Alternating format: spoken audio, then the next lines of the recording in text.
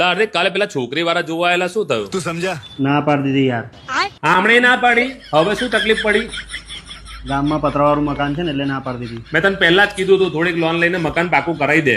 આમાં ગામડાવાળાને કોણ લોન આપે? ના કાગળિયાના ઠેકાણા હોય, ના દસ્તાવેજ હોય. આકારણી છે તારી જોડે?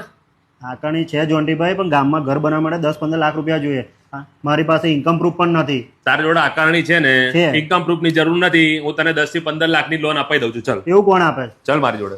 સર આ ભાઈને ગામડામાં પતરાવાળું મકાન છે, હવે એને પાકું કરવા માટે 10-15 લાખની લોન જોઈએ છે, તો કયા બેઝ પર લોન મળી શકે? થઈ જાય ને, તમારી જો આકારણી છે હા છે ને. થઈ જશે. આકારણી પર અમે લોન કરી દઈએ છીએ. પણ સર આની જોડે કોઈ ઇન્કમ પ્રૂફ બી નથી. 15 લાખ સુધીની લોન જોઈતી હોય તો ઇન્કમ પ્રૂફની કોઈ જરૂરત નથી. અને સર લોગિન ચાર્જ? આપણે લોગિન ચાર્જ બી નથી લેતા. क्या बात कर रहे रे बाबा? મિત્રો દસ્તાવેજ પર લોન તો બધા આપે છે, પણ તમે કોઈ જે સાંભળ્યું આકારણી પર લોન?